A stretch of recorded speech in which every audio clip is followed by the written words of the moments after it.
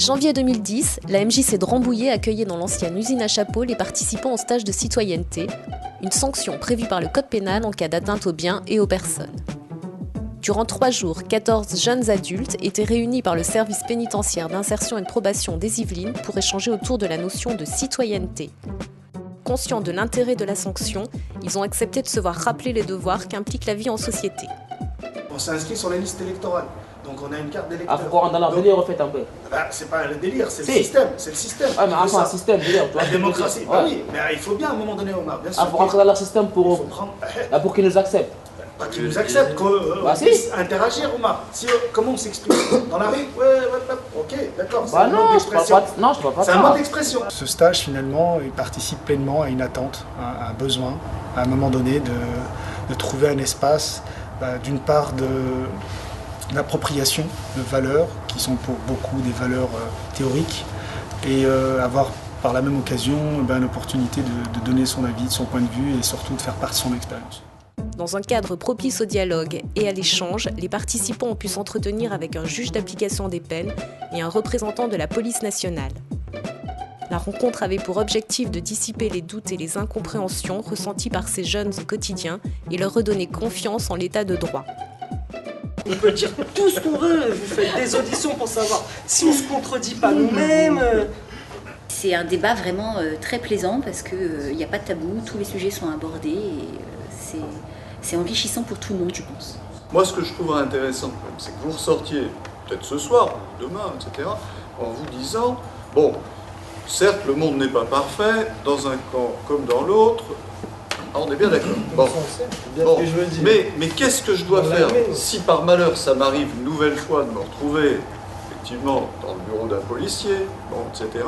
Qu'est-ce qu'il faut que je fasse pour que ça se passe un peu mieux que la fois précédente? Voilà. Oui, c'est une bonne sanction, c'est quelque chose d'intéressant qui amène les gens à une discussion et à se remettre en cause. Et je trouve ça efficace. Par rapport à ce stage, je trouve que c'est bien de sensibiliser des personnes qui en ont besoin. C'est bien, j'ai appris des trucs pour ça a engendré une autre culture vis-à-vis de certaines choses.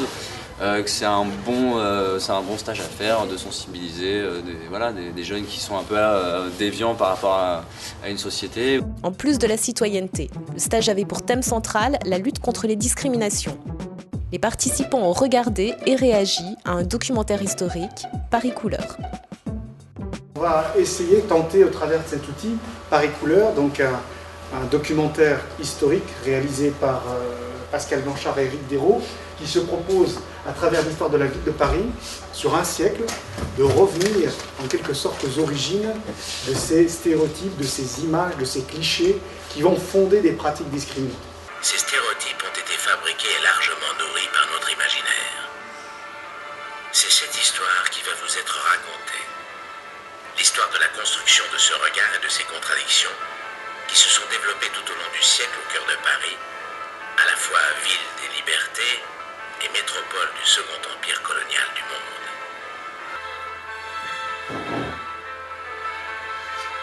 Pour vous, c'est surtout un film sur la colonisation ? Non, c'est une mauvaise interprétation de l'image de l'immigré, et tout ce que ça a pu engendrer jusqu'à nos jours, des haines par rapport aux fils immigrés, et la dureté de la période aussi que nos grands-parents ou arrière-grands-parents ont vécu par rapport au fait de coloniser un pays et d'amener ça après en France. Par rapport au recul qu'on peut avoir sur les précédents stages, où on a un certain nombre de stagiaires qui nous parlent beaucoup de discrimination, qui ont un positionnement parfois de victime par rapport à leur vécu, par rapport à un ressenti de racisme, de rejet. Donc on a fait le choix de travailler sur cette discrimination. Dans un premier temps de façon assez générale, comme vous avez pu le voir sur la thématique d'hier après-midi, et puis après de façon plus spécifique, parce qu'on s'est rendu compte dans les échanges qu'on avait pu avoir avec les stagiaires qu'il y a quand même une nécessité de travailler sur le rapport homme-femme, sur les relations à l'autre et notamment à l'autre en tant que personne de sexe féminin. Pour approfondir la réflexion sur la discrimination, le stage de citoyenneté a abordé les rapports hommes-femmes. Dieu, la femme et l'abus, une pièce de théâtre de la compagnie Klein-Leonhardt, avait pour but de frapper les esprits sur les violences subies par les femmes. Fin de parcours, heure du bilan. Participants et organisateurs échangent sur l'intérêt et les apports du stage de citoyenneté. C'est pas comme si on était à l'école, où vous êtes là, vous nous faites mal à la tête, vous nous remplissez des trucs, après il faut apprendre ça par cœur, après il faut noter ça. On était là, on parlait, c'était un dialogue. Et nous, les jeunes, c'est ça qu'on veut. C'est ça qu'on veut que ça se développe.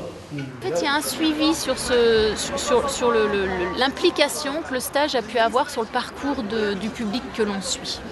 Et ça, je pense que c'est important parce qu'à un moment, on sait sur quoi rebondir, on sait ce qui a percuté au niveau du stagiaire et ça donne plus de sens. Et là, je trouve que pour le coup, être dans un service où on est censé effectivement assurer à un moment donné l'exécution d'une sanction et que ça prenne cette forme-là, c'est très encourageant.